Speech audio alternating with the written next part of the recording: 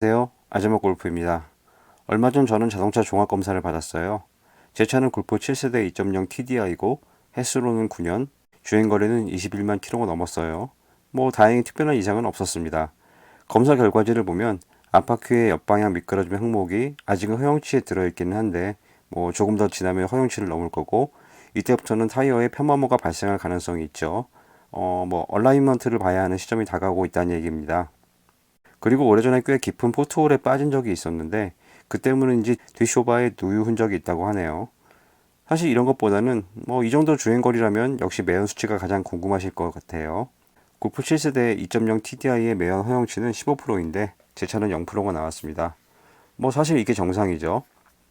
엔진을 비롯해 DPF나 EGR, 터보차저 등 주변 장치에 별다른 문제가 없다면 디젤차도 매연은 0%가 나오는 것이 맞습니다.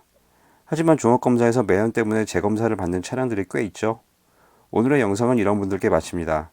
자동차 검사를 통과하는 방법, 검사를 받는 준비 자세, 그런 이야기가 되겠네요. 그럼 바로 시작합니다.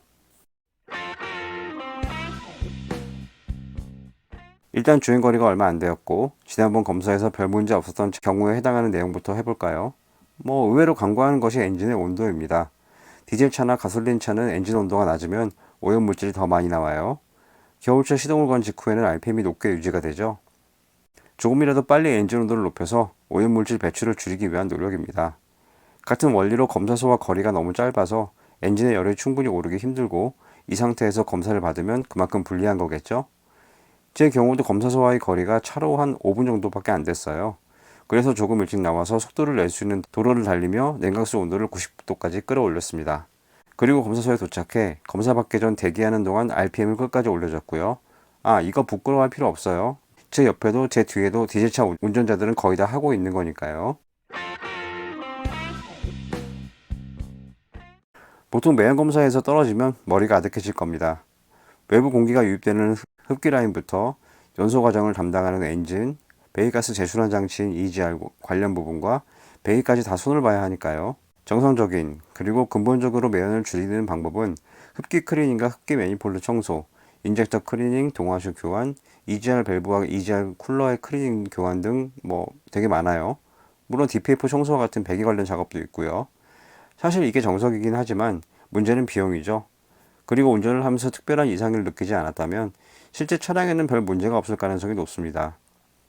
그냥 차가 오래되었으니까 매연이 나오는 게 당연하겠거니 이렇게 생각할 수도 있고요. 그럼 대체 뭐가 문제였을까요?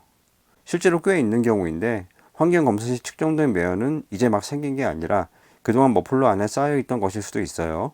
이것 때문에 환경검사를 떨어진 경우도 꽤 있고요. 실제로 엔드 머플러 청소만으로 기준치를 훌쩍 넘었던 배기가스가 기준치 안쪽으로 들어왔다는 간증들도 꽤 많죠. 그럼 어떻게 하면 될까요? 방법은 간단합니다. 먼저 엔드 머플러와 중간 파이프 부분을 고무망치로 두들겨주면 안쪽에 붙어있던 것들이 어느 정도 떨어지겠죠? 이때 끝부분이 세로 되어 있는 망치를 사용하면 머플러와 중간 파이프가 찌그러지니까 끝부분이 뭉툭한 고무망치를 사용해야 합니다. 이거 얼마 안 해요. 2,000원 정도면 사요. 그리고 고무망치라도 너무 세게 두들기면 안 되겠죠? 이 과정이 끝난 후 시동을 걸고 엑셀레이터를 밟아서 RPM을 최대로 올려주면 배기압의 힘으로 안에 있던 것들이 밖으로 빠져나옵니다. 세 번째는 옷걸이에 못 쓰는 천을 감아서 안쪽을 닦아주는 것도 효과가 있고요. 실제로 해보시면 시커멓게 묻어 나오는 것들이 있어요. 청소를 하다 보면 이래서 검사에 떨어졌구나 이런 생각이 들기도 할 거고요. 사실 가장 효과적인 청소 방법은 머플러 안쪽에 물을 쏴주는 것이겠죠.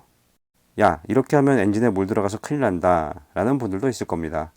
하지만 시동이 걸려서 꾸준히 배기압이 형성되어 있는 상황이라면 물은 안쪽으로 들어가지 않아요.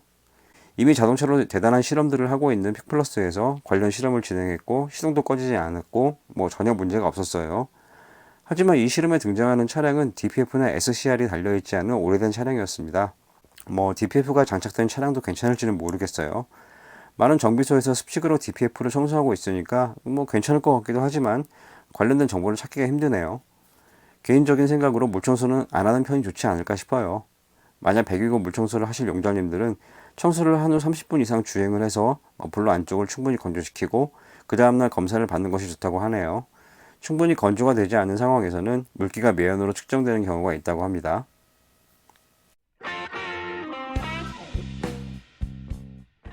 부가적인 해결책으로는 연료첨가제를 넣고 긴 거리를 고속으로 주행하는 것도 효과가 꽤 좋습니다. 어쩌면 저도 꾸준히 사용하고 있는 연료첨가제와 트림미터상 20km는 쉽게 찍히는 긴 주행거리와 고속주행 덕분에 매연이 0%가 나오는 것이 아닐까라는 생각이 들어요. 제가 사용하는 제품은 3년 안에 링크를 걸어놓도록 하겠습니다. 여러 제품을 써봤고 지금은 이 제품으로 정착을 했어요. 아, 이거 광고 아닙니다. 아, 회사 대표님 영상 보고 계시나요?